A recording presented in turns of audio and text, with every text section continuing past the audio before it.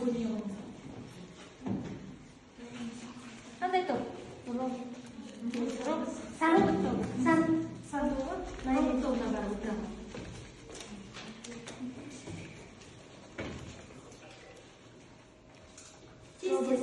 Робот тобы роботқа санды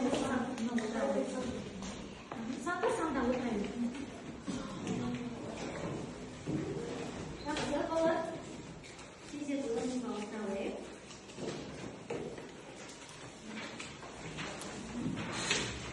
Ендеше кітап дәптерімізді ашамыз. Кітап тұмасына дайындалайық.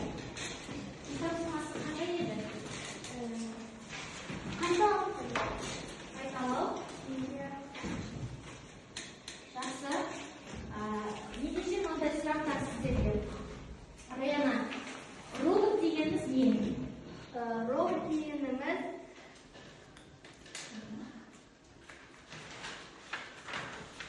Толғанай? робот дегеніміз адамның істеген затын істейтін робот. Іс әрекетін қайталайтын. Қайталайтын не? Техника. Адамның іс әрекетін алмастыратын техника. Ал қарай отыра ғой. Отыр. Ал робототехника деген не? Робототехника деген не?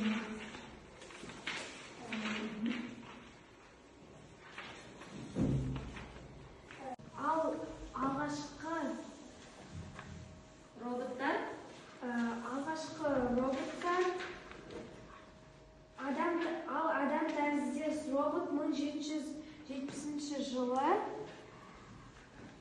кішкентай бала бейнесінде жасалынды. Жақсы, рахмет. Роботтың қандай түрлері бар?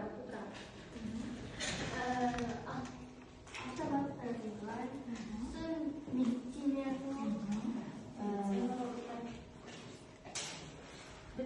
медицина, білім саласында роботтар және тағы да кім айтады? Қандай робот түрлері бар?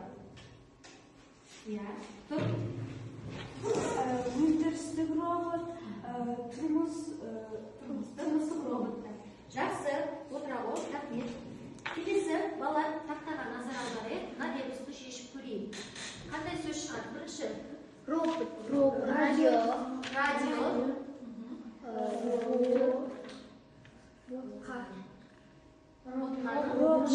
робот деген сөз шығады.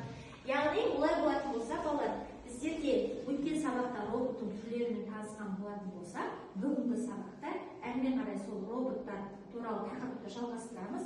Яғни дәптерімізді ашайық. Сабағымыздың тақырыбы робототехника тарихы және перспективалары. Сабағымыздың мақсаты робототехника саласындағы адамдардың техникалық жетістіктеріне мысал келтіру.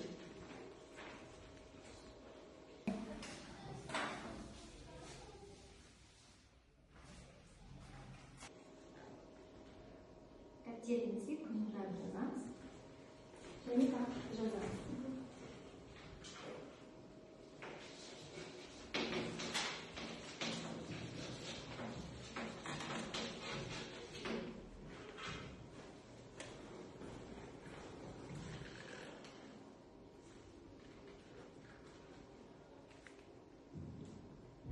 Жазып болдық па? Жақсы. Жазып болған болсақ, олар бәріңізде назарыңыз тақтада болсын. Қазір мен сіздерге бейнематериал ұсынамын. Осы бейнематериалды тыңдай отырып, мұқият бірінші топ, яғни сандар тобы, сандық мәліметтерді айтасыздар. Мына жерде берілген постерге сызасыздар. Сандық ақпаратты, ал екінші топ роботтар тобы сіздер мәтіндік ақпаратты танып біліп және оны бізге баяндайтын боласыздар. Постерге сызасыздар. Жақсы ма? Ендеше назарларыңызға бейнематериалды ұсынамын.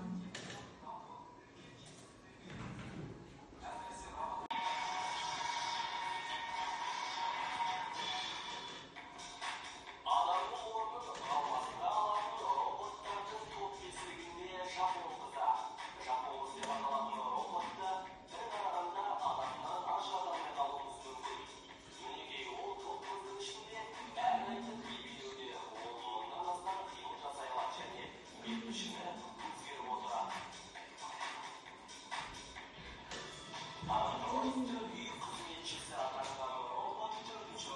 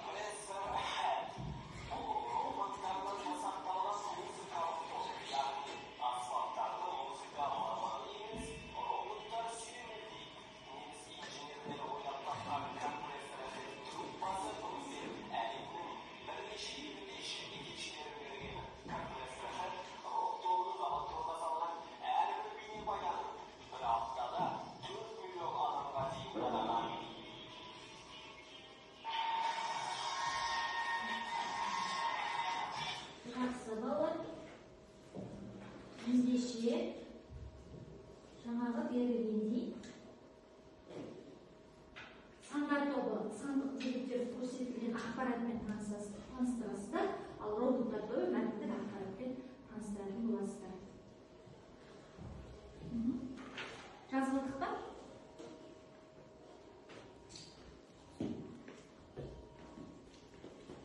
Кең ол қандай сандық тобы жаңа ақпараттар сіздер тыңдадыңыздар? Я кішкентай жасап жарайды онда. Дайынсыз ба? Роботтар тобы жаздық па? Жақсы, кім бастайды? Сандар тобы бастаймыз ба? Жалпы жаңағы бейне материалда не туралы айтылған, қандай сандық деректерді көрсеткен, сол туралы атап өтесіздер сан бойынша. Ал енді екінші роботтар тобы сіздер мәтіндік ақпаратпен таныстырасыздар. Түсінікті ғой, иә? Жақсы. Жақсы, ендеше сандар тобы айта қойыңыздар.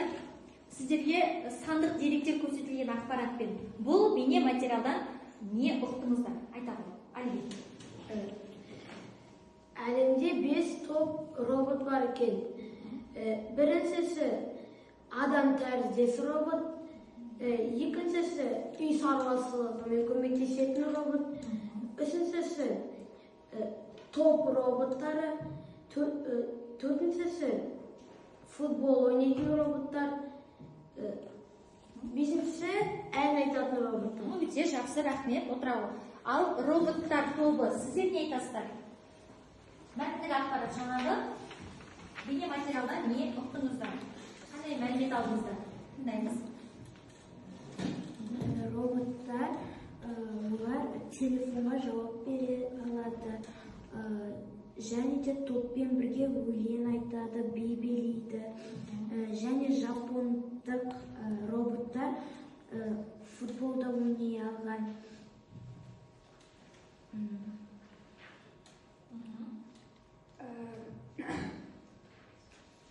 Әлемдегі топ 5 ең мықты роботтар бар екен. Біріншісі ол үй шаруашылығымен көмектесетін, екіншісі өлең айтатын, үшіншісі телефонға өзімен өзі жауап беретін, төртіншісі көліктік роботтар да бар, ал бесіншісі футбол ойнайтын роботтар бар. Жақсы. Нұрсада, не айтасың? Алып қосарың жоқ па? Жақсы, рахмет, отыра қойыңдар балалар. Өте жақсы. Сонымен жаңағы бейне жазбада сіздер дұрыс байқадыңыздар. Әлемдегі 5 топ роботтар туралы жинақтаған, солар туралы мәлімет берілген. Жалпы сіздер робототехника деген осыдан шығады. Робототехника деген не екен? Сонымен осындай роботтардың іс-әрекетін зерттейтін ғылым екен, иә? Жақсы, енді роботтардың бір жақсы қасиетін айтып өте аласыздар ма осы бейне жазба бойынша? Қандай жақсы қасиеті бар сонымен? Иә, айта аласыз. Роботтардың жақсы қасиеттері адамның ісін қайталайды, және ол шапшаң қозғалады, сосын шаршамайды, да? Мүлде шаршамайды ғой, енді роботтарға белгілі бір программа жазып қойғандықтан олар үнемі іс-әрекет үстінде болады. Жақсы, рахмет, отыра қойыңдар. Енді балалар, осы орайда мен сіздерге жеке жұмыс бергім келіп тұр. Қазір мен сіздерге әрбіріңізге тапсырма ұсынамын. Осы тапсырманы генератор бойынша қазір кім жауап береді, экраннан білетін боламыз. Бұл тапсырманың негізінде осы сөздер беріледі сіздерге. Әрбір сөзді өткен тақырып бойынша, яғни ақпаратты шифрлаймыз. Ақпаратты шифрлау берілген. Алмастыру және Цезарь шифрына ауыстыру керек. Цезарь шифрына айтты ғой, да? Жақсы, ендеше сандар тобы айта қойыңыздар. Сіздерге сандық деректер көрсетілген ақпаратпен бұл бейне материалдан не ұқтыңыздар? Айта қойың. Әлбет. Әлемде 5 топ робот бар екен. Біріншісі адам тәріздес робот, екіншісі үй шаруашылығымен көмектесетін робот, Üçüncüsü top robotları, dördüncüsü futbol oynayıcı robotlar, бесіншісі ән айтатын роботтар. Өте жақсы, рахмет, отыра ғой. Ал роботтар тобы, сіздер не айтасыздар? Мәтіндік ақпарат жаңағы бейнематериалдан не ұқтыңыздар? Қандай мәлімет алдыңыздар? Тыңдаймыз. Роботтар олар телефонға жауап бере алады, және де топпен бірге өлең айтады, би билейді, және жапондық роботтар футболда ойнай алған.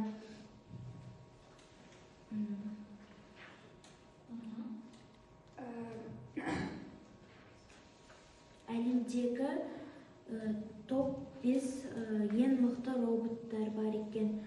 Біріншісі ол үй шаруашылығымен көмектесетін, екіншісі өлең айтатын, үшіншісі телефонға өзімен өзі жауап беретін, төртіншісі көліктік роботтар да бар, ал бесіншісі футбол ойнайтын роботтар бар. Жақсы. Нұрсада, не айтасың? Алып қосарың жоқ па? Жақсы, рахмет, отыра қойыңдар балалар. Өте жақсы. Сонымен жаңағы бейне жазбада сіздер дұрыс байқадыңыздар. Әлемдегі 5 топ роботтар туралы жинақтаған, солар туралы мәлімет берілген. Жалпы сіздер робототехника деген осыдан шығады. Робототехника деген не екен? Сонымен осындай роботтардың іс-әрекетін зерттейтін ғылым екен. Түсініп қой. Жақсы, енді роботтардың бір жақсы қасиетін айтып өте аласыздар ма осы бейне жазба бойынша? Қандай жақсы қасиеті бар сонымен? Иә, айта ғой. Роботтардың жақсы қасиеттері адамның ісін қайталайды. Және ол шапшаң қозғалады, сосын шаршамайды, да? Мүлде шаршамайды ғой, енді роботтарға белгілі бір программа жазып қойғандықтан, олар үнемі іс-әрекет үстінде болады. Жақсы, рахмет, отыра қойыңдар. Енді балалар, осы орайда мен сіздерге жеке жұмыс бергім келіп тұр. Қазір мен сіздерге әрбіріңізге тапсырма ұсынамын. Осы тапсырманы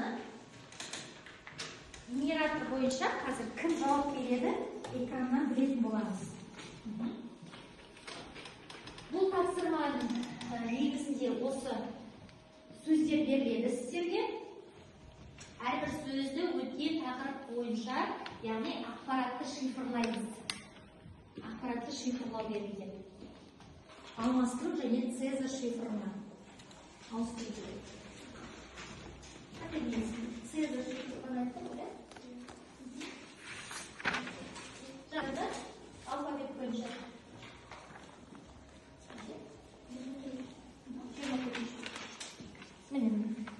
Осы алфавит бойынша, да? Механизм деген сөз дәптерге жаза қойыңдар. Берілген.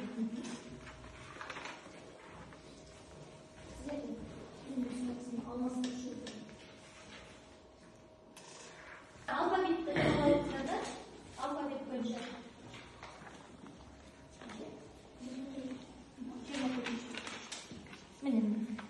Осы алфавит бойынша, да? Механизм деген сөз дәптерге жаза қойыңдар. Берілген.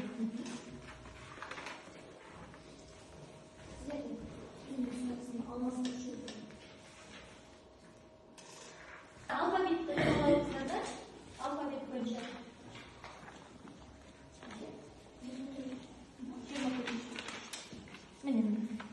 Осы алфавит бойынша, да? Механизм деген сөз дәптерге жаза қойыңдар. Берілген.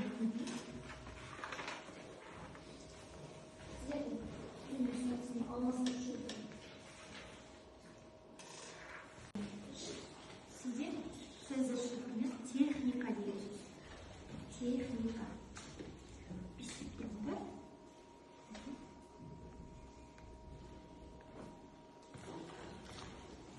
Жақсы бала, осы Цезарь естеріңізге түсіріп жіберейікші. Қалай еді? Алмастыру шифр деген қалай? Не істейміз сөзде? Алмастыру шифры? Алмастыру шифры сөздегі әріптердің орнын алмастыру. Түсіндіңіз ба? Сөздегі әріптер орнын алмастыру. Ал Цезарь шифры деген? Ал Цезарь шифры деген сандар бойынша,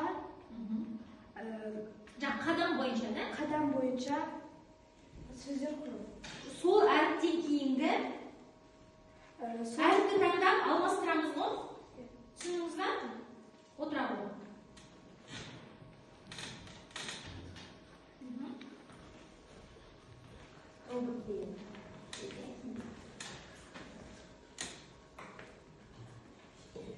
Қайда робот жазың ба? Робот шеш беттерге. Санағызың ба? Қайда телефон қайда? Содан кейін төртінші әріп қандай? 1, 2, 3, 4. Солай алмастырасың.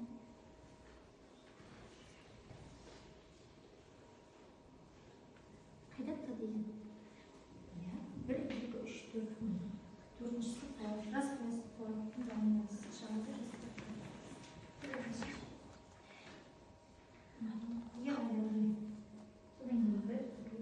Апай жас болды. Х қайда? Содан кейін үшіншісі қай әріп?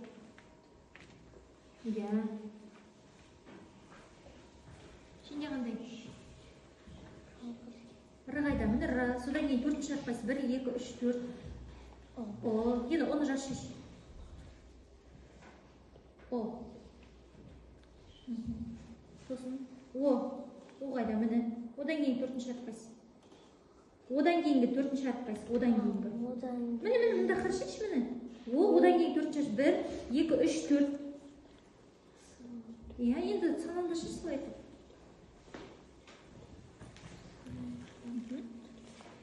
Сенде өндірістік орыннан ауыстырып тастадың ба?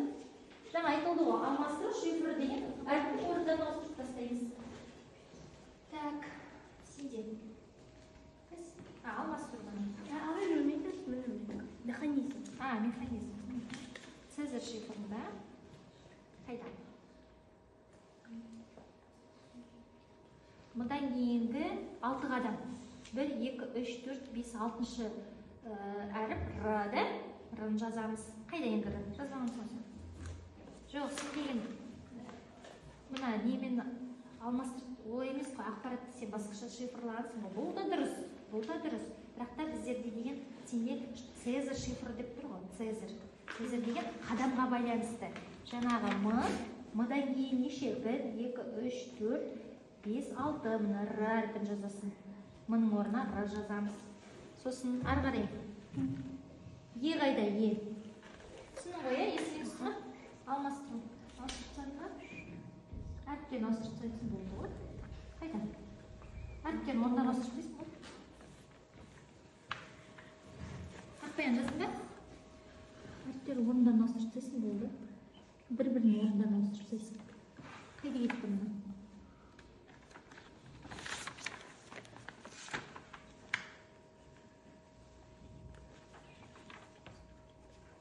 Әріпті орындарын ауыстырасың ғой, болды. Робот О, Ч, Б, Т, Р деп болды.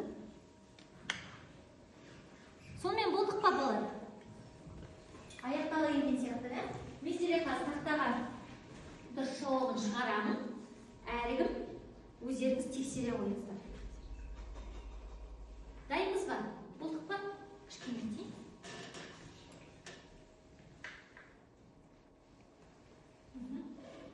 Болдық та? Жақсы, енді қараңыздар. Жаңағы робототехника деген сөз кімге түсті?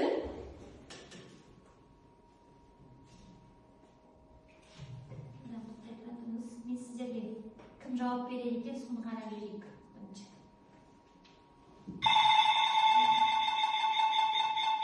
Әлі, жақсы. Саған берілген тапсырманы оқи қой.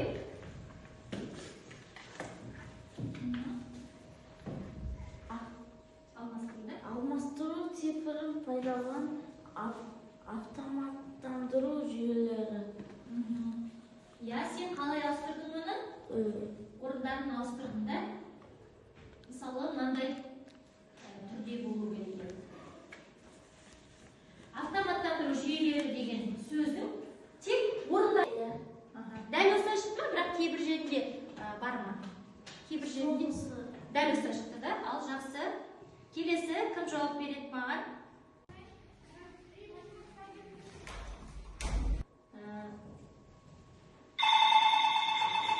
Дайын отырамыз әрбіріміз.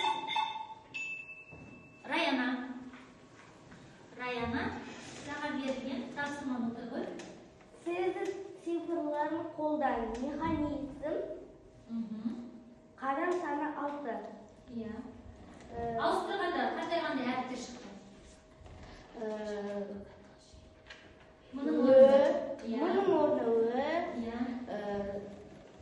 Е-нің орнына И, Иә. Х-нің орнына Ш, А-нің орнына Г, Иә.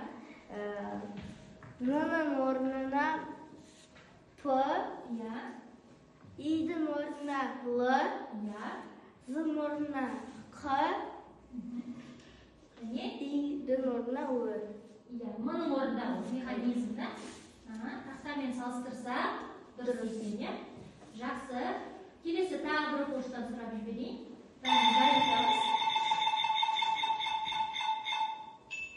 Раяна кері жаңа жауап берді.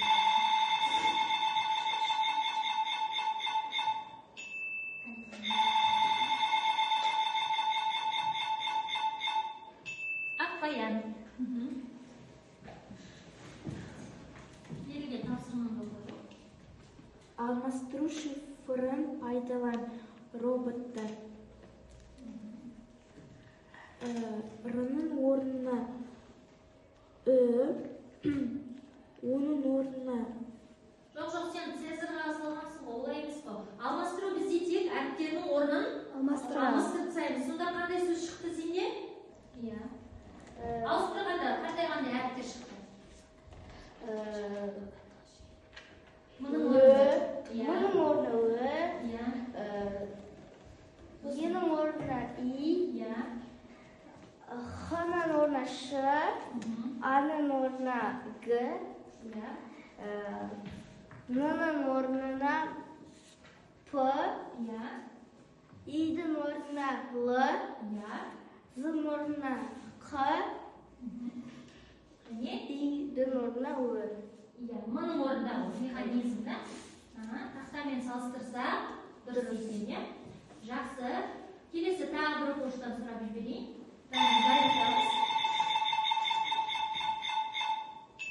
Раяна кері жаңа жауап берді.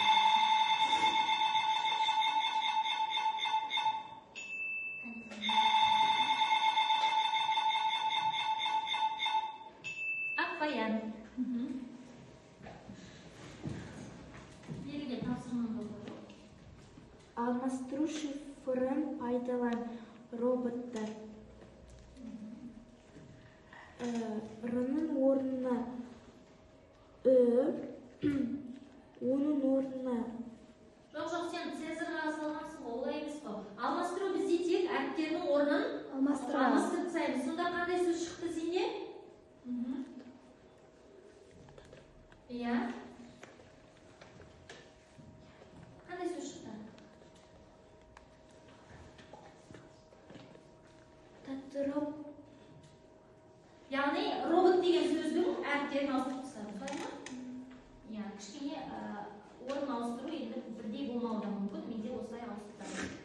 Жақсы балалар, қалғанымыз экранға назар аударып, мына қатемен жұмыс жасай қойып, егер дұрыс емес болған болса, тексеріп, дұрыстығын дұрыс етіп жазып ала қойыңдар дәптерге.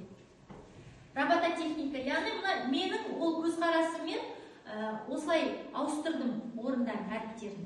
Ал сіздер мүмкін кішкене басқаша орын ауыстыруларыңыз мүмкін. Ол да қате емес.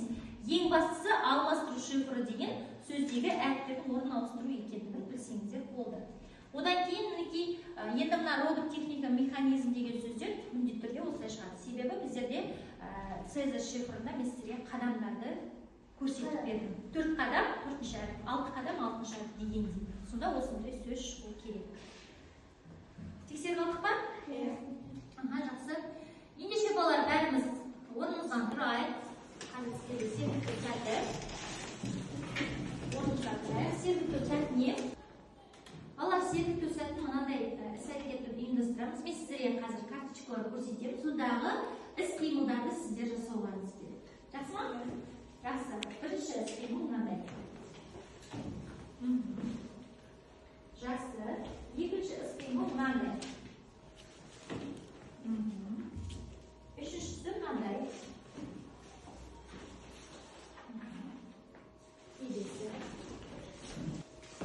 Келесі мынандай. Келесі мынандай іс-қимыл. Келесі мынандай. Және соңғысы мынандай іс-қимыл.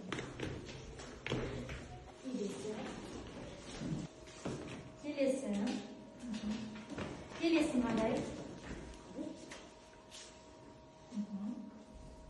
мынандай іс-қимыл. Келесі мынандай. Және соңғысы мынандай іс-қимыл. Жақсы, рахмет. Отыра қойыңыздар. Балалар сеніп алған болса, естерге сағаттарды үйлестіргіміз тұр. Сағатты қолыңызға тағып алыңыз. Уақытты басқарамыз және де қазір сабақтың соңында өз-өзіңізді бағалауға тырысамыз. Келесі балалар, мен сіздерге қазір жұптық жұмыс ұйымдастырғым келіп тұр. Жұптық жұмыста алдымыздағы ноутбуктарды ашамыз. Жұппен жұмыс жасаймыз.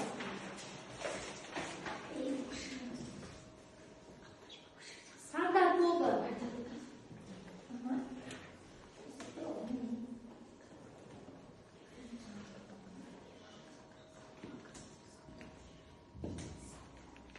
Біздерде Word мәтіндік редактор ашып тұр, бәрімізде. Ашылды ма?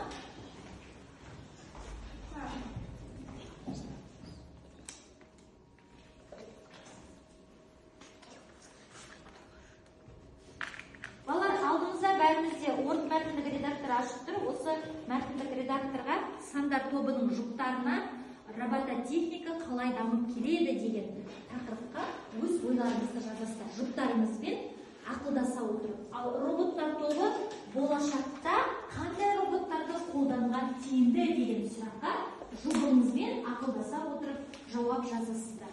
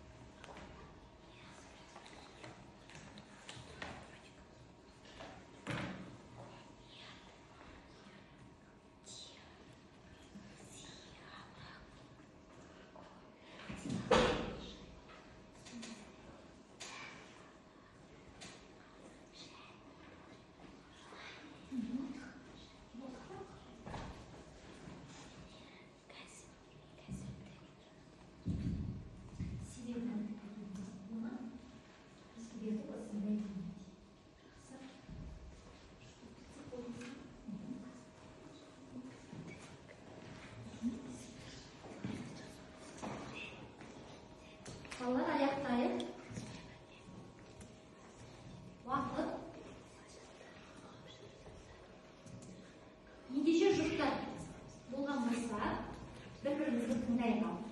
Әлбине Назымнан бастаймыз. Ұлықтай, Айла. Назым, Әлби, тұра ойыңыздар. Сұрақтарыңызды оқыңыздар және жауаптарыңызды айтыңыз. Робототехника қалай дамып келеді? Олардың көп түрлері шығып жатыр. Мысалы, адам тәріздес роботтар бар, және ит тәріздес роботтар бар. Назым, қалай дамып келеді робототехника? Қалай дамып келеді? Өз ойыңды айта ғой. Жақсы дамып келеді. Жақсы, өте керемет. Келесі Аяла және Толғанай. Отыра ойыңыздар. Бүгінгі таңда робототехника тез дамып келе жатқан үлкен сала және жылдан жылға бізді таңғалдыруда.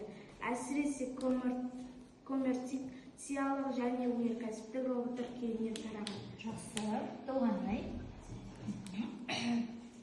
Роботтар дамып келе жатқанына көп жыл болған.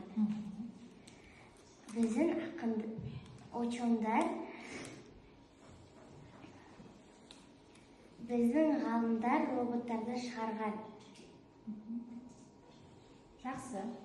Жақсы, өте жақсы, рахмет. Келесі Мысада және Ақбаян жұрты. Сіздердің сұрақтарыңызды айта қойыңыз және жауаптарыңыз. Болашақта қандай роботтарды қолданған тиімді? Тамақ пісіретін роботтар, егер де адамдар көп шаршаса, олардың орнына жұмыс істейді. Ойыншықтар жасайтын роботтар болғанын қалаймын. Себебі балалардың көңілдері түспей, көңілдері көтеріліп жүру үшін. Жақсы, өте жақсы. Тағы алып қосарларыңыз бар ма? Олардың бір қасиеті, олар көп шаршамайды. Роботтардың ең бір тиімді қасиеті, тиімді жағы шаршамайды. Адамның іс-әрекетін алмастырады. Жақсы, рахмет. Отыра қойыңыздар және Раядан мен Әлімнен жоба. Сұрақ оқимыз, жауап оқимыз. Болашақта қандай роботтар қолданған тиімді? Білім беру орталығы, ауыл шаруашылығы, медициналық, аспаз роботтар, қоқыс жинайтын роботтар. Себебі адамға өте жеңіл болады. Адамдар қиналмайды. Роботтар адамдарға өте қажет. Жақсы. Раядан алып қосарың бар ма? Қосыласың да? Әлімнің айтқанына. Жақсы. Себебі екеуіңіз ақылдасып жасалған жұптық жұмыс. Жақсы, отыра қойыңыздар. Өте жақсы балалар, жарайсыздар. Жақсы балалар, ендеше бүгінгі сабақ бойынша өз-өзімізді бағалауды қолға алайық. Ал кім қалай бағалайды өз-өзін? Назым, өзіңді бүгінгі сабақ бойынша қалай бағалайсың? Мен өзім сабақ бойынша өзіме 8 балл қойдым дейді. Жақсы. Мен бүгінгі сабаққа өзіме 9 балл қойдым. Жақсы. Мен бүгінгі сабақта өзіме 8 балл қойдым. Толғанай. Мен бүгінгі сабақта өзіме 8. Жақсы. Нұрсада? Мен өзімді бұл сабақта 9-ға бағаладым. Мен осы бүгінгі сабақты 8-ге бағаладым. Әлім? Мен өзімді 8-ге бағаладым. Мен осы сабақта 9-ға бағаладым. Жақсы балалар. Енді әркім өздеріңізді бағалап отырсыздар, ол керемет. Дегенмен де мен өзім қазір кімнің қалай қатысқандығын есепке ала отырып, сіздерді бағалайтын боламын. Жақсы ма? Ендеше балалар, бүгінгі сабағымызды қорытындылай келе, енді сіздер жалпы робототехника дегенне, роботтардың қандай түрлері бар, қалай дамып келеді деген сұрақтарға өздеріңіз жауап ала алдыңыздар ма?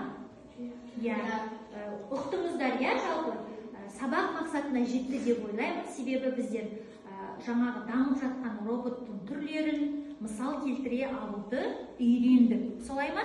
Ендеше тағы да сіздерге кері байланыс алу үшін білім шамына сіздерді жолдаймын. Мінекей шамдарды беремін сіздерге. Бүгінгі сабақ бойынша алған әсерлеріңізді, түсінген, түсінбеген және жаңалық болған сіздерге сәттердің барлығын жазып маған аты жөндеріңізді жазып, мына білім шамына ашты ма? Бітті ма?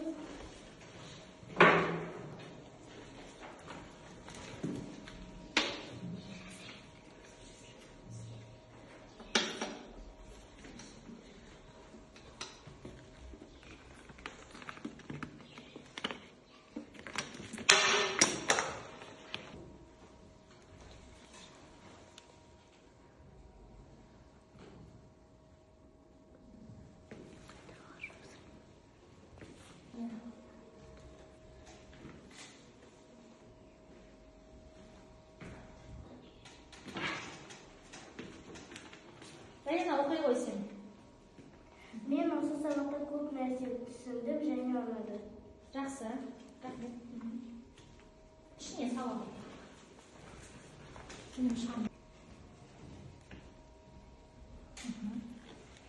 Жақсы, отыра ғой.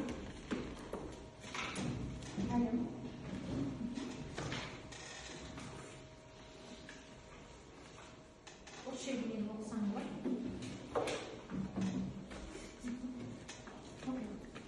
Мен өзімді маған бұл сабақ өте қатты ұнады.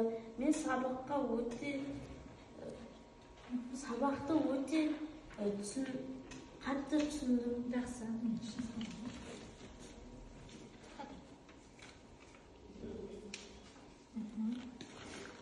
Жақсы, осыра ғой. Қалғаныңыз. Болғанай.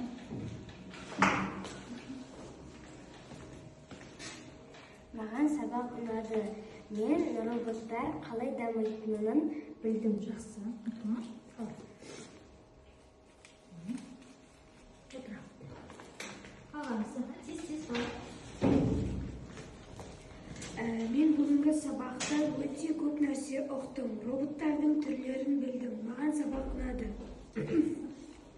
Сен ана үшін қосады. Қалған, яғни қысып, мұнда салады.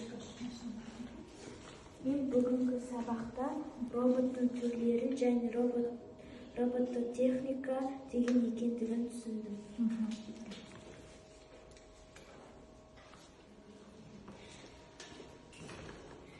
Бүгінгі сабақта мен өте көп нәрсе үйрендім. Мысалы, мен көптеген роботтарды білдім. Және бұл сабақ маған ұнады.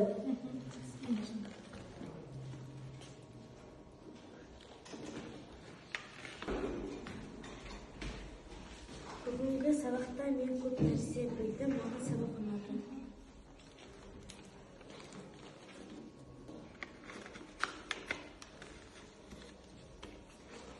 Телеонда аялар. Робототехниканың қалай дамып келе жатқанын білдім. Маған бүгінгі сабақ ұнады. Жақсы, рахмет.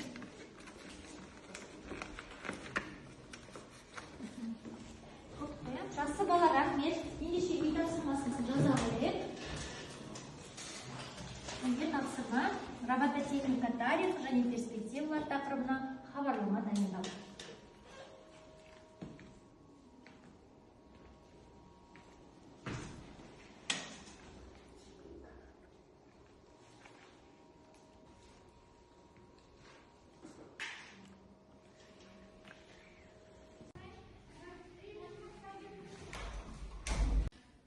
Балалар, мына роботтың сіздерге айтары бар екен. Бәріміз тыңдайық.